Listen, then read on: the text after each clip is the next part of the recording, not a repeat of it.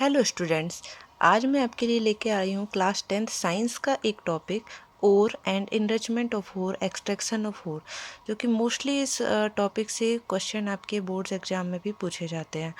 अब हम बताएंगे ओर का इंट्रोडक्शन क्या होता है। Ore is a material which contain various minerals, metal, rock and soil particle. और एक ऐसा मटेरियल होता है या कहें एक ऐसा कॉम्बिनेशन होता है जिसमें कि minerals, metals, rock and soil particles combined होते हैं।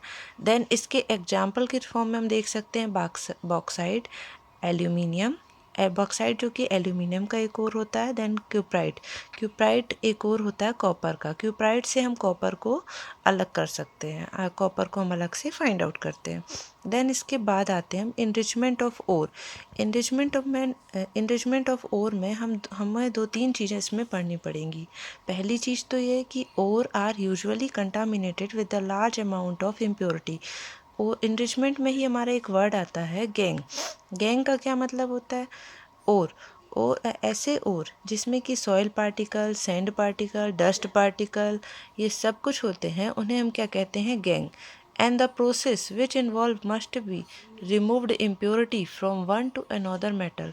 ऐसी प्रोसेस जिसमें कि किसी भी ओर से इम्प्योरिटी को अलग किया जाता है, उसे हम कहते हैं एक्सट्रैक्शन ऑफ मेटल। अभी तक हमने देखा कि ओर क्या होता है, इनरिचमेंट क्या होगा, गैंग क्या होता है।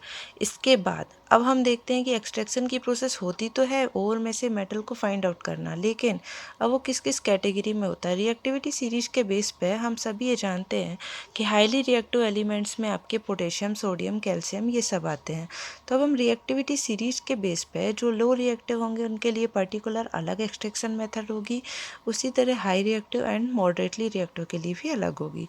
सबसे फर्स्ट हम कंसीडर करते हैं extraction of metal low in the reactivity series. तो ऐसे मेटल के लिए हम क्या करते हैं कि उनके सल्फर, जब वो सल्फाइड फॉर्म में एग्जिस्ट करते हैं, तो उनके लिए क्या करेंगे? पहली चीज़ तो लो रिएक्टिव है। लो रिएक्टिव मतलब उनकी रिएक्टिविटी बिल्कुल ही कम है।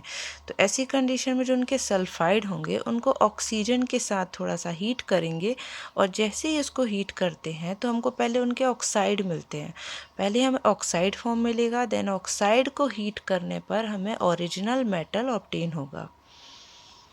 नेक्स्ट हम देखेंगे मीडियम रिएक्टिव या फिर मॉडरेटली रिएक्टिव एलिमेंट्स को कैसे अलग किया जा सकता है।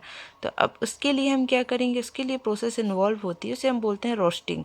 रोस्टिंग की एक ऐसी प्रोसेस होती है जिसमें हम एक्सेस ऑफ एयर की प्रेजेंस में और उनके ऑक्साइड को जैसी, और मोस्टली क्या होता है कि जो मॉडरेटली या मीडियम रिएक्टिव एलिमेंट्स होते हैं, मेटल होते हैं, तो वो सल्फाइड या कार्बोनेट्स के फॉर्म में होते हैं। तो सबसे पहले हम क्या करेंगे? इनके सल्फाइड को ऑक्सीजन की प्रेजेंस में जब बहुत तेज एयर के साथ, एक्सेस एयर के साथ हीट करेंगे, जिसे हम रोस्टिंग प्रोसेस बोलते हैं, तो इनके ऑक्साइड का फॉर्मेशन होगा। और जैसे ही ऑक्साइड बनेंगे तो ऑक्साइड में हम क्या करेंगे? ऑक्साइड में हम कार्बन का एडिशन करेंगे, जिससे कि CO2 रिमूव हो जाएगी और हमें एक ओरिजिनल मेटल ऑब्टेन होगा। इसके बाद नेक्स्ट हमारा टॉपिक आता है extraction of metal toward the top of the reactivity series.